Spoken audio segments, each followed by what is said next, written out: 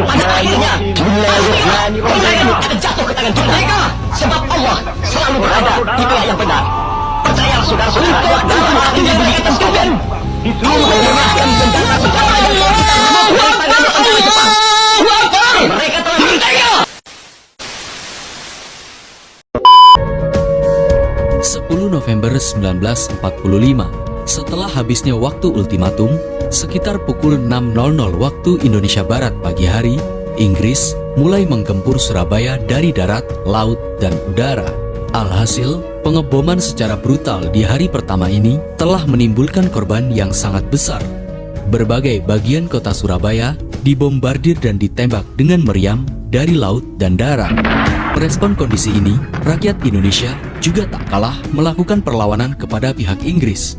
Sebagaimana dalam pertempuran Surabaya November 1945 karya Des Alwi, perlawanan rakyat Indonesia berlangsung dalam 2 tahap.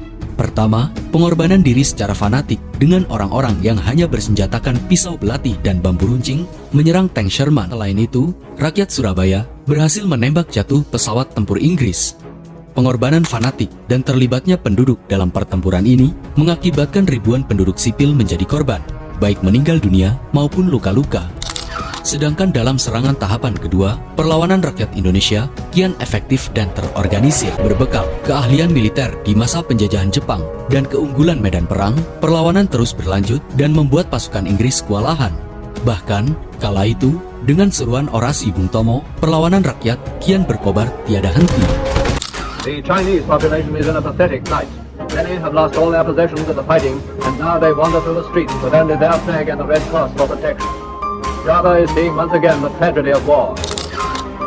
Dalam pertempuran yang berlangsung selama 3 minggu ini, tanpa dipungkiri, menurut beberapa ahli, menyatakan bahwa Indonesia kalah dalam pertempuran jika dilihat dari banyaknya korban yang berjatuhan. Sebagaimana dalam sejarah Indonesia modern, tercatat sekitar 6.000 hingga 16.000 rakyat sipil Indonesia gugur dan sekitar 200.000 penduduk lainnya mengungsi keluar Surabaya. Sedangkan di pihak Inggris hanya sekitar 600 hingga 2.000 tentara yang meninggal dunia. Alhasil, peperangan yang berlangsung selama 3 minggu dan karena permainan politik nikah, Indonesia mengalami kekalahan baik dalam peperangan maupun diplomasi. Pada akhirnya, semua alat republik dan sebagian besar penduduk Surabaya diusir keluar kota.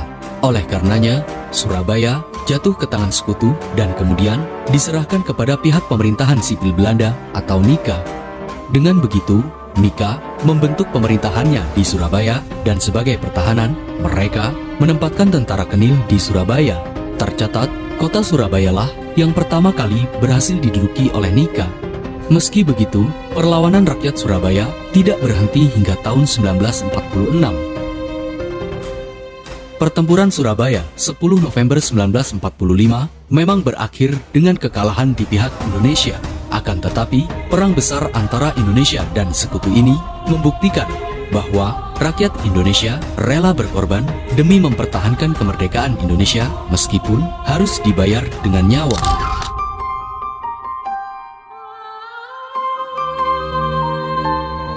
Saudara-saudara semua, selama benteng-benteng Indonesia masih mempunyai darah merah yang tak luput dari kain putih, merah dan putih, maka selama itu tidak ada kata menyerah kepada pihak manapun. Allahu Akbar.